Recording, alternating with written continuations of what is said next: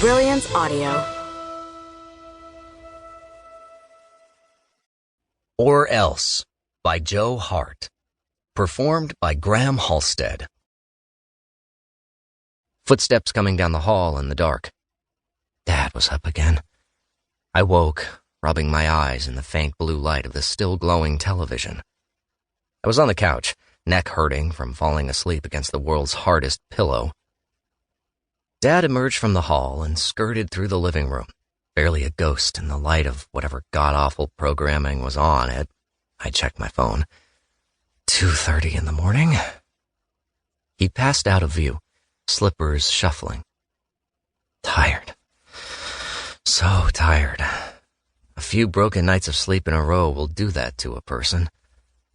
I thought back to days of yore, of flopping down at 10 p.m. and going somewhere else completely for a flawless 8 or 9 hours. That was the past. This was the now. Before and after. Like a diagnosis. "Dad," I said, rising from the couch. He'd already disappeared into the main bath. I don't know why he always came out to use this one when he had an ensuite in his bedroom. Just another mystery of what was happening to him.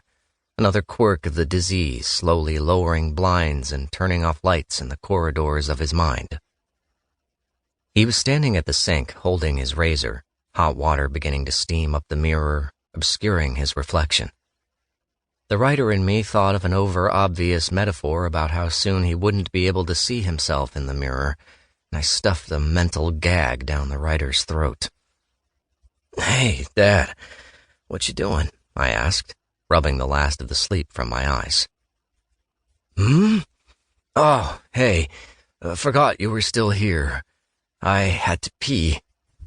He stopped, blinking a few times, then reached out and shut off the hot water. "Thought I had an early shift." He huffed a quiet laugh and shook his head. "That's okay. Wanna try going back to bed?" "No, I think I'll sit up a bit. Watch a little TV."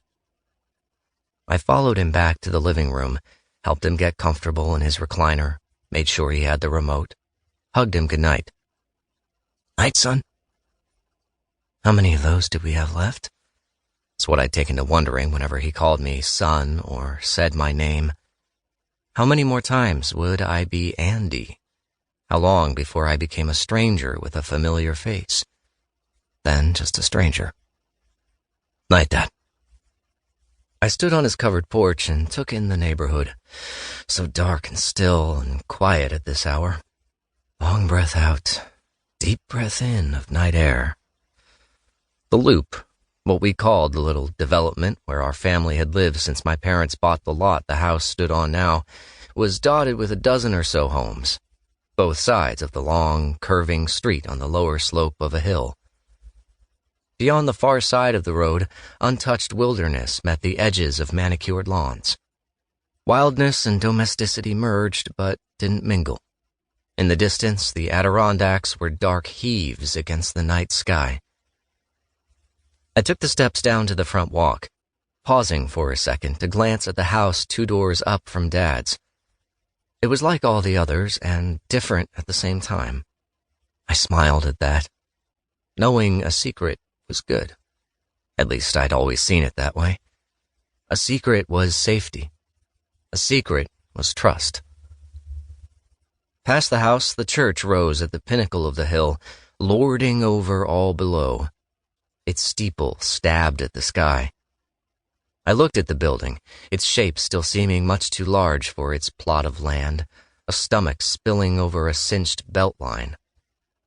The church was new. At least to our town it was. New 15 years ago when I was transitioning from high school to college out of state.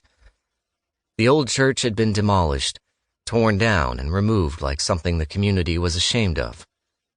They rebuilt on the foundations, though, the sprawling catacomb basement of my nightmares. My older brother, Corey, had lured me down there one day on the pretense he would let me fly his radio-controlled plane if I just explored with him for a while. Mom had been busy with whatever function she'd been overseeing in the parish hall above, and Corey and I were left to our own devices,